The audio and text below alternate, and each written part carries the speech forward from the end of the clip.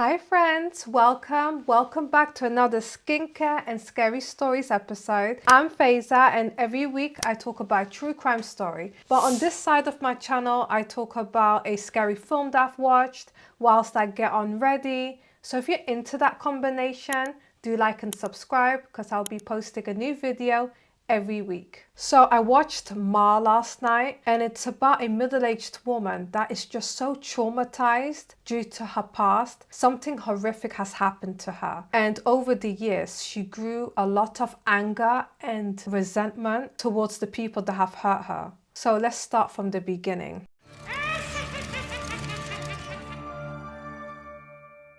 So Maggie Thompson, she's a teenager that lives with her mom and they decided to move home.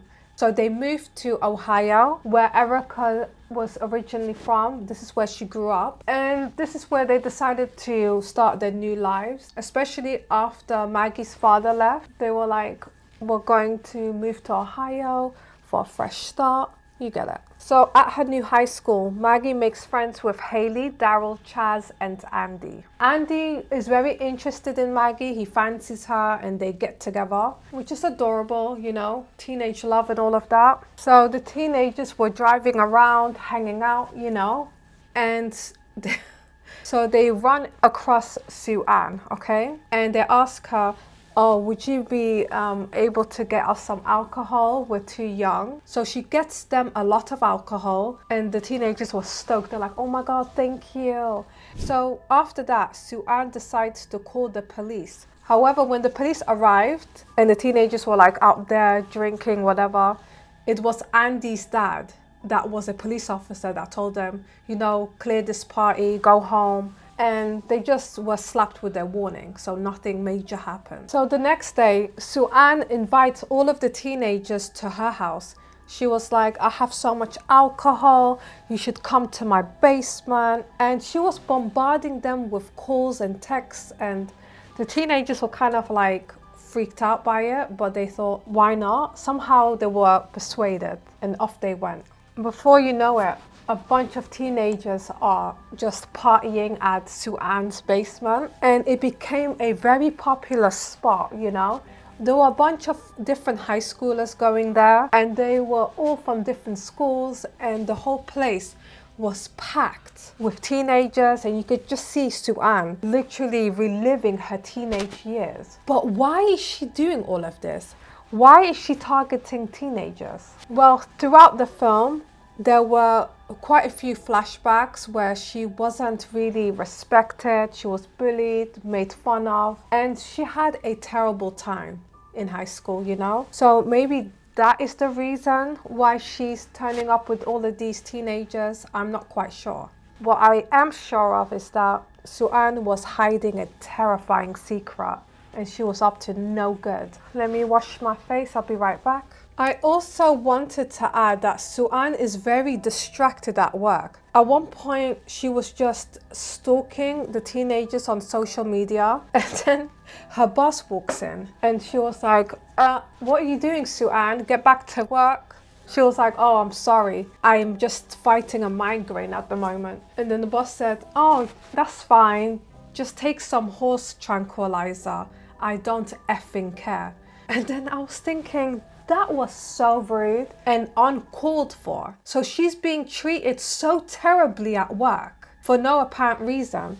And as the movie goes on, you can see Sue Ann literally not doing her job. She's not present. She's all consumed by this group of teenagers. However, the group gets really annoyed that Sue Ann keeps calling them, bombarding them with messages, asking them to hang out almost every night. And the teenagers are now, you know, holding back. They're being quite distant with her. They're like, sorry, I can't hang out with you tonight. I have homework, whatever. They made excuses. And before you know it, Sue Ann gets blocked. They just block her on everywhere. And what does Sue Ann do? She changes her number and she's reaching out to the teenagers again. And now they're getting quite freaked out. Like, what does this middle-aged woman want from us, you know? They called her, and I quote, kind of weird. And Haley did say, you need a man, Sue Ann. Or don't you have a job? And you know, just like get the hint, they don't want to hang out with you, etc., etc. The next day, Maggie wakes up and she discovers that her earrings are missing and her legs are covered in cuts and bruises. At this point, she is dating Andy and she tells him like, there's something wrong with that woman. I don't think we should go back there. And Andy was like, yeah, sure, we're not gonna go to her house anymore. And then before you know it, Andy goes back and he's out there partying, he's drinking, and Maggie catches him in the act. She's like, what are you doing here? I told you not to go to our house. And then he was like, what do you want from me? It's so-and-so's birthday and I just had to come.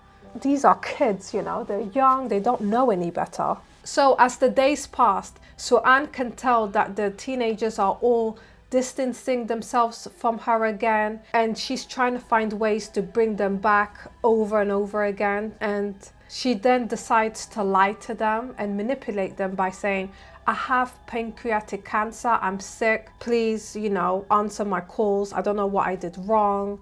And then they just give in and they go back. So Ben visits Soo-an at her job and asks her about his son hanging out at her place. She was completely blindsided by this because Soo-an always fancied and loved Ben when they were kids, you know. He starts confronting her saying, stay away from my kid, you're so weird, whatever. He also mentioned that he never gave her the time of day and that she needs to get over what has happened to her during high school. Soo-an was SA'd when she was a teenager. She thought she was doing 7 minutes of heaven with Ben, but she managed to do it with someone else. And she was absolutely horrified. So most of her classmates were in on this and she has never recovered from that incident going forward. So in a fit of rage, Soo-an sees Ben's girlfriend running on the side of the road. And then in a fit of rage, she's just driving right behind the girlfriend and then she just runs her over, killing her instantly. She is now on a murderous rampage. It's all happening.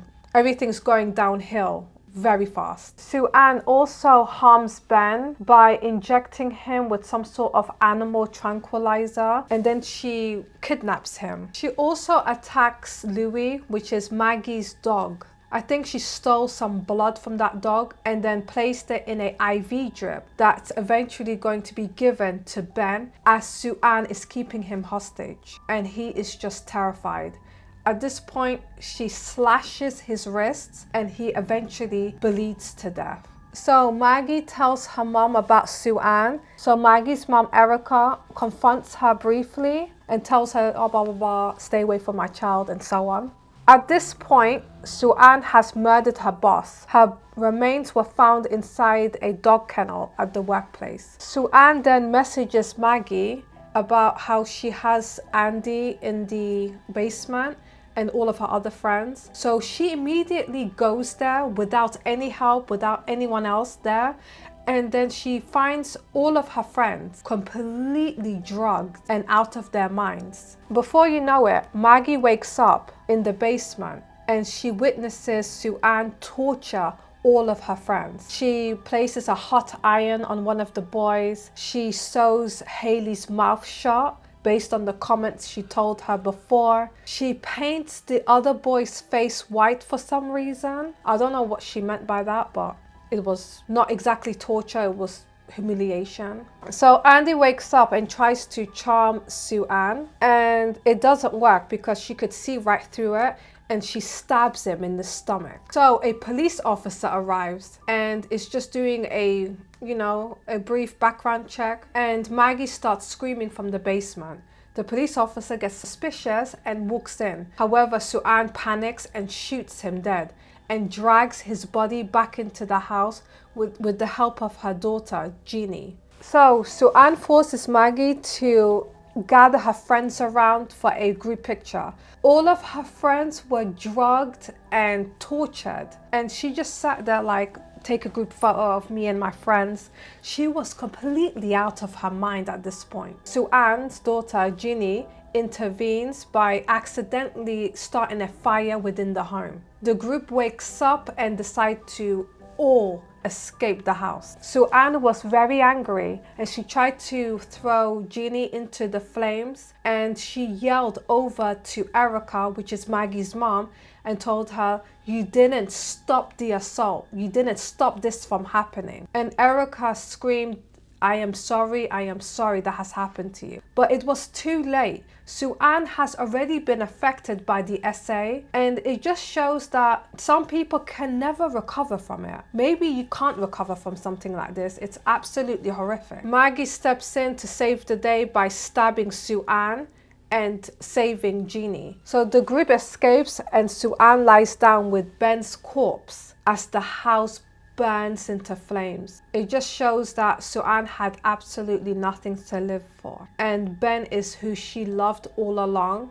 and if she can't have him in this life, she wanted him in the next. So that is the film basically in a nutshell. It was absolutely crazy. Sue-Ann was just very underappreciated and undervalued her whole life. She abused her daughter, Ginny, but I didn't really mention it that much because it's Munchausen by proxy and it's terrible. So what do you guys think of today's film? It was, I don't know. What is this teaching us? Don't talk to strangers. Nothing good happens in a basement. I don't know. I hope you guys enjoyed today's video. Thank you so much for hanging out with me. Do stay safe and hydrated, and I will see you guys in my next one. Thanks for watching. Bye.